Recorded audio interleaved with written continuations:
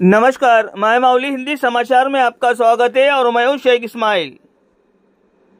CPI के जिला सचिव प्रभाकर ने मांग की है कि विधानसभा चुनाव के दौरान राज्य सरकार द्वारा किए गए वादे के अनुरूप गरीबों को मकान प्लाट आवंटित किया जाए। आदिलाबाद उपनगर के निशान घाट पर बुनियादी ढांचा उपलब्ध कराने की मांग को लेकर गुरुवार को पार्टी के नेतृत्व में कलेक्ट्रेट घेराव कार्यक्रम आयोजित किया गया। निशान घाट में बिजली और सड़क सुविधा न होने से लोगों को भारी दिक्कतों का सामना करना पड़ रहा है।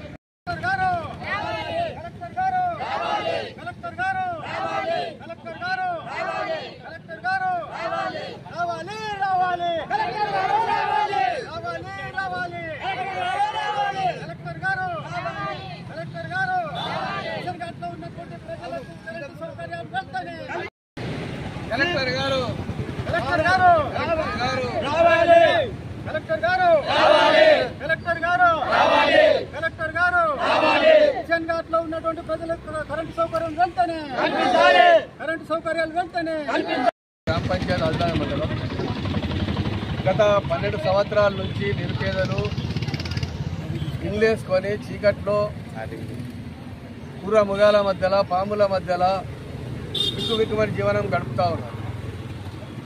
ఈ కరెంటు రోడ్డు సౌకర్యం కల్పించాలని, ఇంటి పన్నులు తీసుకోవాలని గత 4 సంవత్సరాలు 110 సార్లు ధర్నాలు చేయడం జరిగింది. 100 రోజుల పాటు ఇదే కలెక్టర్ కార్యాలయం నిరాహార దీక్షలు చేయడం జరిగింది.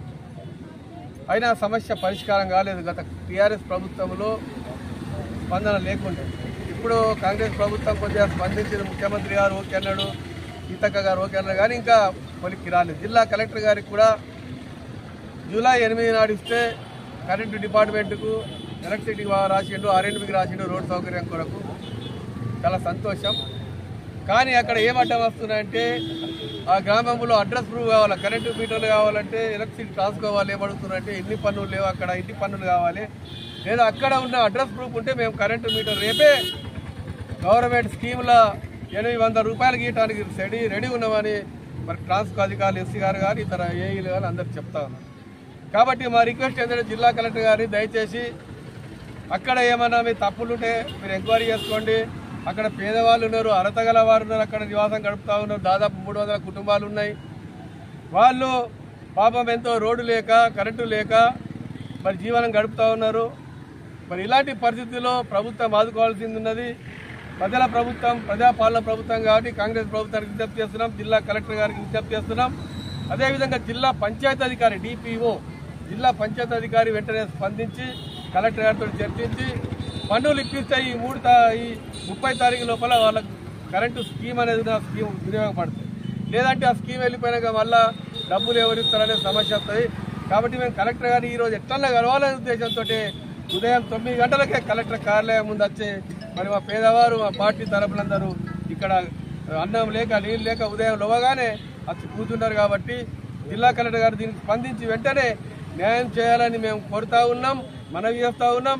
లేకపోతే ఆందోళనను తీవ్రతరం చేయడానికి సిపిఐ పార్టీ గత 5 సంవత్సరాలు ఏదో ఉద్యమాలు చేసిందో మళ్ళీ ఈ కరెంటు సౌకర్యం, రోడ్డు సౌకర్యం కల్పించే వరకు సిపిఐ పార్టీ ఆధ్వర్యంలో ఎడతెగని పోరాటాలు చేయడానికి సిద్ధంగా ఉన్నారని చెప్పి మనం చేస్తాం.